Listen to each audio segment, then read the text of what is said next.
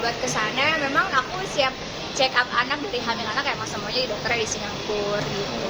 Jadi buat aku hal yang biasa ya, kayaknya kalau teman-teman yang lain juga banyak banget yang berobat di Singapura juga, jadi bukan suatu hal yang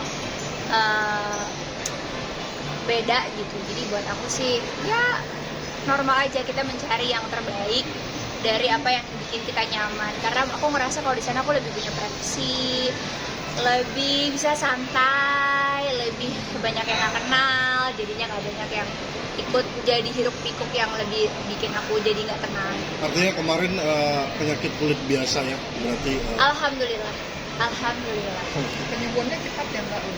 Iya, alhamdulillah, reaksi obatnya bagus, krimnya bagus, reaksi tubuhnya juga bagus, dan pastinya karena Allah izinin buat sembuh ya insya Allah alhamdulillah.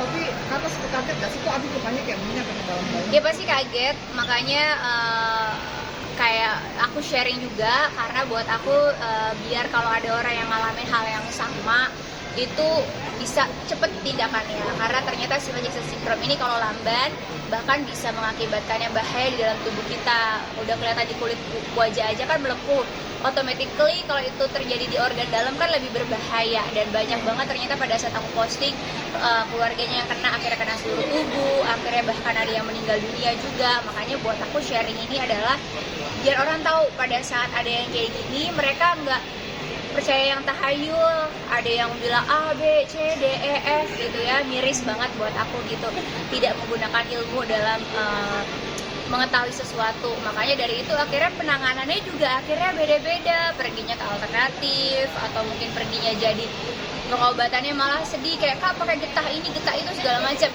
which is aku ngerasa pada saat itu aja nggak nyaman di kulit aku, di dalam mulut tuh panas, nggak bisa makan.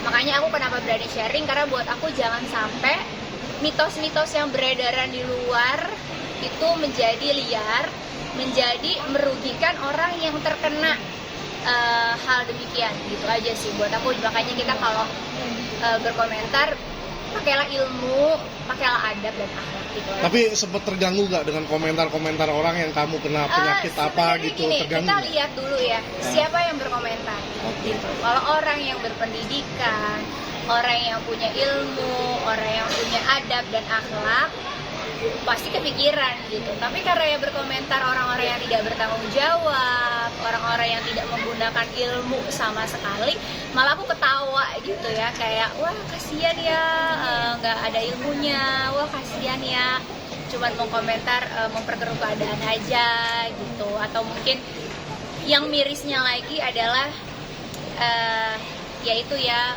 kita kan bangsa Indonesia harus dengan moral dan adab akhlak gitu. Kasihan kalau seandainya kita membiasakan diri kita tidak memiliki empati ketika ada orang yang sakit. Kita diajarkan orang timur itu adabnya bagus loh, mendoakan, menjenguk, justru berempati gitu. Tapi dengan adanya sekarang netizen yang tidak bertanggung jawab menggiring opini negatif, sehingga hilang tuh budaya kita yang sangat luar biasa, budaya kita yang berempati, budaya kita yang indah, saling menjenguk, saling mendoakan. Makanya buat aku, so be smart dalam kita memilih idola, dalam kita memilih panutan. Jangan sampai kita menjadi orang yang hilang nilai-nilai budaya dan adat akhlak kita sebagai warga Indonesia. Oke, sip. Thank you. Makasih yuk. Makasih ya, dadah. Oke, bahkan pun soal sakit ini udah sejauh ini seperti apa? Alhamdulillah bisa dilihat sendiri udah sangat membaik. Alhamdulillahirobbilalamin, Allah kasih kesembuhan cepat, mudah, nyaman dan happy. Seperti apa sih itu awal gejalanya bisa sampai akhirnya banget cukup kayaknya? Ya sebenarnya reaksi tubuh tuh emang badan kan adalah sel yang paling pintar ya tubuh kita itu. Jadi dia ketika ada sesuatu yang salah pasti akan menimbulkan reaksi, dan untungnya alhamdulillahnya dibuka, jadi akunya langsung realize dan langsung sadar gitu.